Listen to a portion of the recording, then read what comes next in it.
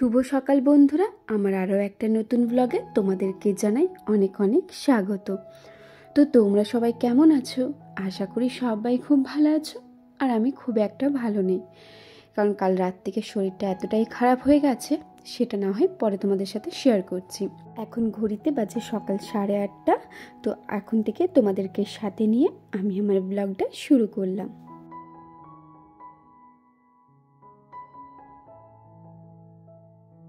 কাল রাত থেকেই দেখছি একটু শীত শীত করছে, আর সকালে যখন ঘুম থেকে উঠলাম দেখলাম ভালোই শীত করছে। আর এখন যেহেতু আমার ঠান্ডা লাগা একদমই চলবে না, তাই সকালে ঘুম থেকে উঠে সোয়েটারটা পরে নিয়েছি। আর কালকে রাতে তোমার নিচের ঘরে শুয়েছিলাম, তার কারণ হচ্ছে রাতে ওই শরীরটা এতটা খারাপ হয়ে পড়েছিল, মানে ওই যখন রাত 8:30 9টার মতো বাজে প্রচণ্ড বমি করেছি, পেটে যন্ত্রণা করছিল, বাথরুমের প্রবলেম হচ্ছিল। হঠাৎ করে শরীরটা এতটাই খারাপ হয়ে গিয়েছিল যে আমার হাজব্যান্ড বলল, তুমি মায়ের কাছেই শুয়ে পড়ো, কারণ মা থাকলে তোমার একটু সাহস লাগবে। আর ওপরে যেহেতু আমি একদমই উঠতে পারছিলাম না, তাই নিচের ঘরে শাশুড়ি মার সাথে শুয়ে পড়েছিলাম, আর হাজব্যান্ড ওপরের রুমে শুয়েছিল। তো কালকে রাতে শরীরটা এতটাই খারাপ হয়ে পড়েছিল যে আমার বর বলছিল যে ঠিক আছে চলো তাহলে হসপিটালে অ্যাডমিট করি।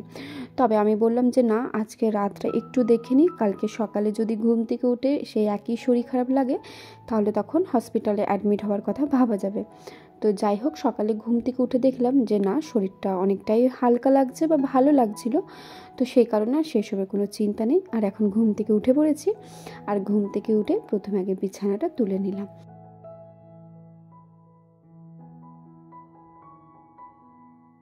আমার ঘুম থেকে উঠতে কিন্তু অনেকটাই দেরি হয়, মানে এখন প্রেগনেন্সির জন্য তো আরও একটু বেশি দেরি হচ্ছে। আর যখন বিয়ের প্রথম প্রথম শ্বশুর বাড়িতে আসি তখনও ঘুম থেকে উঠতে ওই 8টা কি 8:30টার মতো হয়ে যেত।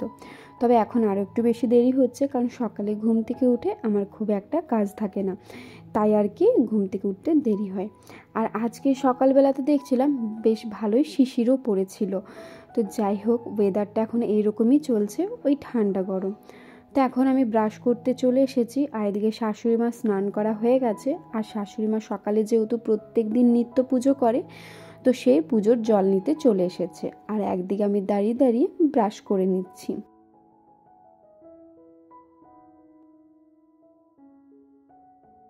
এখন এই প্রেগনেন্সি চলাকালীন হঠাৎ হঠাৎ শরীরটা এতটাই খারাপ হয়ে যায় যে নিজেও ঠিক বুঝতে পারি না। মানে হঠাৎ করে সকাল দিক থেকে বেশ ভালোই ছিলাম, খাবারও খেতে পেরেছি। বিকেলে ঘুম থেকে উঠলাম তখনও শরীরটা খুব একটা খারাপ লাগেনি। আর বিকেলে ঘুম থেকে উঠে আমি কালকেও একটু মুড়ি খেয়েছিলাম, মুসুরি সেদ্ধ আর মুড়ি। মুড়িটা খাওয়ার পর তার ঠিক 8 ঘন্টা পর থেকে শরীরটা এতটাই খারাপ হয়ে পড়ে যে আমি না পারছি শুয়ে থাকতে, না পারছি বসে থাকতে। মানে হঠাৎ করে শরীরটা যে এইরকম হয়ে যাবে ভাবতে পারিনি। আর বাড়ির সবাইও না খুব ভয় পেয়ে গিয়েছিল, কারণ এইরকম সচরাচর আমার কিন্তু কোনোদিনই হয়নি। তারপর আবার হাজব্যান্ড বাড়িতে ছিল না, ও গিয়েছিল ডিউটিতে। তোর বাড়ি আস্তে আস্তে ওই 9টার মতো বেজে গিয়েছিলো। তার যেহেতু ফোন করেছিলাম যে একটু তাড়াতাড়ি বাড়ি এসো, শরীরটা খুব খারাপ লাগছে, তার কারণে তাড়াতাড়ি ও বাড়ি চলে এসেছে, নাহলে ওর বাড়ি আস্তে আস্তে ওই 10:30টার মতো বেজে যায়। তো সকালে ঘুম থেকে উঠে দেখলাম বেশ শরীরটা ভালো লাগছে। তবে ডাক্তারকে রাতে ফোন করেছিলাম যে হঠাৎ করে শরীরটা এরকম কেন হলো। তো উনি বললেন যে গ্যাস অম্বলের হয়তো প্রবলেম হয়েছে, বা খাবার টাবার হয়তো সেরকম ঠিকঠাক নিয়মে খাওনি, তাই শরীরটা খারাপ হয়ে পড়েছে। তবে চিন্তার কোনো বিষয় নেই, এই প্রেগনেন্সি চলাকালীন এইসব হতেই থাকে। তো ডাক্তারকে ফোন করার পর অনেকটাই নিশ্চিন্তি বোধ করছিলাম। তবে ডাক্তারবাবু বলেছিল যে সকালে ঘুম থেকে উঠে যদি শরীরটা সে একই খারাপ লাগে তবে আজকে সকালে চেম্বারে আসবে। তবে সকালে ঘুম থেকে উঠে ডাক্তারকে ফোন করেছিলাম, তো ডাক্তারবাবু বলল যে না, এতে চিন্তার কোনো বিষয় নেই, হঠাৎ করেই রাতে ওরকম হয়ে পড়েছিল। তবে এখন যদি শরীরটা ঠিক লাগছে, তোমার যেমন ইচ্ছা তেমন খাবার খাবে বা সেভাবে থাকবে। তো যাই হোক, সকালে উঠে বাড়ির সবারও একটু নিশ্চিন্তি হলো যে শরীরটা আমার বেশ অনেকটাই ভালো লাগছিল।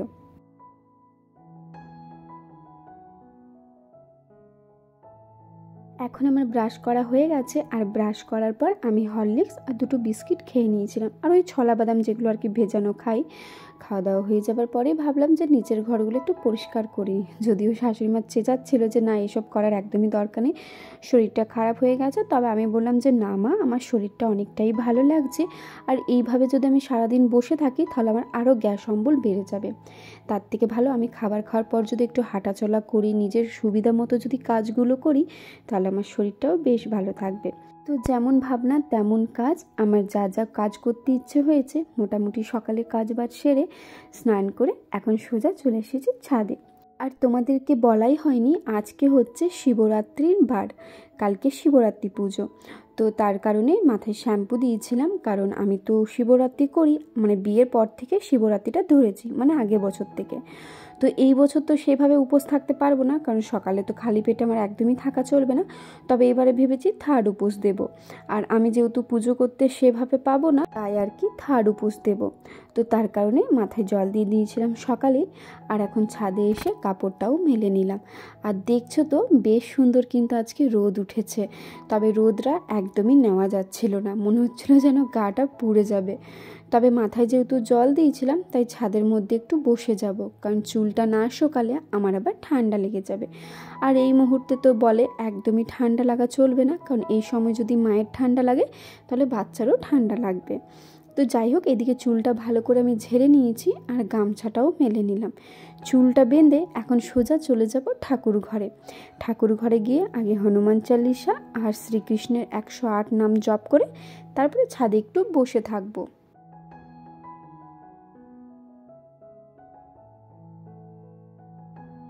প্রত্যেক দিন যেমনভাবে হনুমান চালিসা পড়ি ঠিক আজকেও সেইভাবেই পড়ে নেব। প্রথমে এসে ঠাকুরকে আগে প্রণাম করে নিলাম, মনে মনে যা কিছু বলার সেসব বলা হয়ে গেছে। এখন বইটা ভালো করে প্রণাম করে তারপরে আমি হনুমান চালিসা পড়া শুরু করব। তো চলো তোমরা এখন দেখো ভিডিওটা।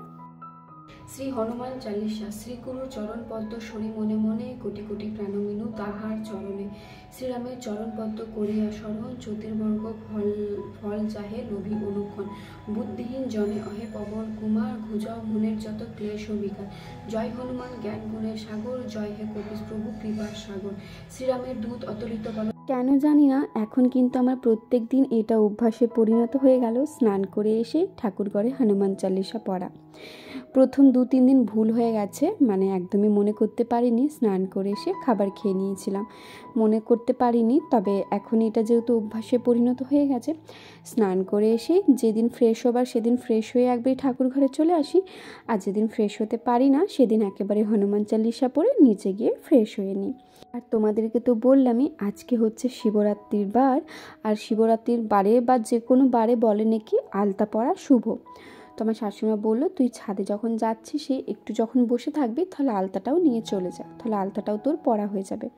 আর আমার এই আলতা পরতে না মানে আমি ভুলে যাই, যদিও আলতা পরতে খুবই ভালোবাসি, তবে আমি ভুলে যাই বলে শাশুড়িমা বললো তুই যখন যাচ্ছিস একবারই নিয়ে চলে যা। তবে আমার আলতা পরা দেখে একদমই কেউ হাসাহাসি করো না, কারণ আমি আলতা পরতে একদমই পারি না।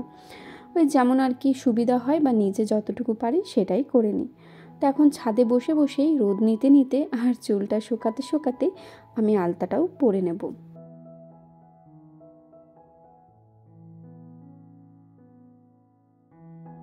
আর রোদে যখন বসেছিলাম গাটা মনে হচ্ছিলো যেন একদম পুড়ে যাচ্ছে, রোদটা এতটাই লাগছিল। আর সত্যি বলতে আজকে রোদটা একদম প্রখরভাবে উঠেছে, তাই আর কি আরও বেশি লাগছিল। তবে রোদে যদি না বসি, চুলটা না শুকালে তো আমার ঠান্ডা লেগে যাবে, তাই ছাদে বসে বসেই আলতাটা পরে নিলাম। তাছাড়া কিন্তু আমার একদমই ইচ্ছে করছিল না ছাদে বসে আলতা পরতে। তবে তোমরা একটা জিনিস দেখবে, আলতা পরলে কিন্তু পায়ের সৌন্দর্যটাও কেন জানি না বেড়ে যায়, বেশ সুন্দর লাগে দেখতে। তবে অনেকেই দেখেছি বেশ ভালোভাবেই আলতা পরে, তা আমি সেভাবে পারি না। তো এদিকে আমার আলতা পরা হয়ে গেছে আর নিজের মতো করে একটু কায়দা মারছিলাম।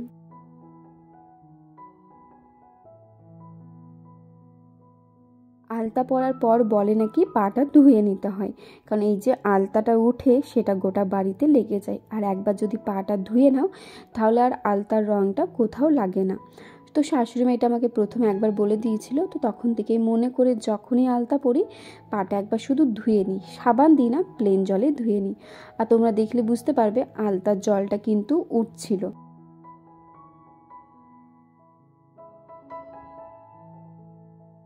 আজকে যেহেতু শিবরাত্রির বার, তাই আর ভাতটা দুবার খেতে পাবো না, তাই আজকে টিফিনে মুড়ি নিয়ে নিয়েছিলাম। মুড়ি, মুসুরি আলু সেদ্ধ। আর এখন এই কদিন ধরে কিন্তু আচারের নেশাটা আমার দিনকে দিন বেড়ে যাচ্ছে, তো একটু বেশি করে আচার নিয়েছিলাম। তারপরে খাওয়া দাওয়া করে যেহেতু কোনো কাজ ছিল না, তো ভাবলাম একবারে ওপরে যাই, ওপরে গিয়ে দেখে আসি আজকের বিছানাও কেমনভাবে গুছিয়েছে। তো এসে পরে তো তোমাদেরকে দেখালাম কেমনভাবে ও বিছানাটা গুছিয়েছে। তো আমি এখন ভালো করে বিছানাটা গুছিয়ে নেব। আর ও না ঝেড়ে যায়নি, শুধু ব্ল্যাঙ্কেটটা তুলে চলে গেছে। তো এখন আমি ডান্ডিটা নিয়ে চলে এসেছি, মানে যেটা দিয়ে আর কি বিছানা ঝাড়ি। তো এখন ভালো করে বিছানাটা ঝেড়ে নেব, যাতে বিছানার মধ্যে একদমই নোংরা না থাকে।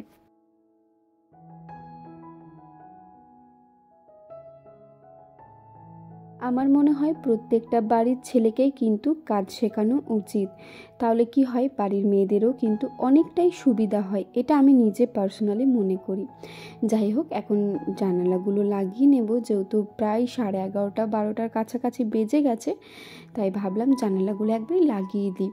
যখন ওপরে এসেছি তখন দুটো কাজ একসাথেই করে নিই। তো এখন জানালাটা লাগিয়ে দিয়েছি আর চলে এসেছি পাশের রুমে। পাশের রুমেরও জানালাটা লাগিয়ে দেব। তবে আমার শ্বশুরমশাই কী করে জানো তো, ব্যালকনির দরজাটা প্রত্যেক দিন খোলা রেখে চলে যায়। বারণ করা সত্ত্বেও মানে আর কি উনি মনে করতে পারেন না। তবে বলেছি ব্যালকনির দরজাটা বেশি খোলা রেখো না, কারণ বলা যায় না, রাস্তার ধারে বাড়ি তো, আর এখনকার দিনের মানুষকে তো একদমই বিশ্বাস করা যায় না। তো তার সাথে সাথে ব্যালকনির দরজাটাও আমি একেবারে লাগিয়ে নেব।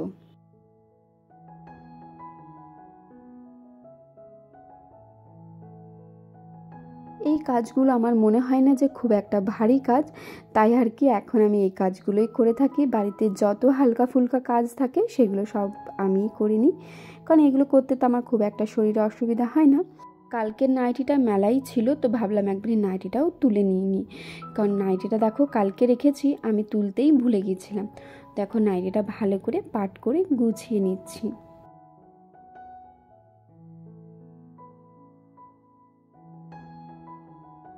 উপরে যখন একেবারে এসেইছি, তো ভাবলাম একবারই ডাইনিংয়ের জানালাগুলো লাগিয়ে নিই, মানে সমস্ত জানালা দরজা এখন আমি লাগিয়ে দিয়েছি, যাতে বাড়ির মধ্যে ছাইকালি একদমই না আসতে পারে।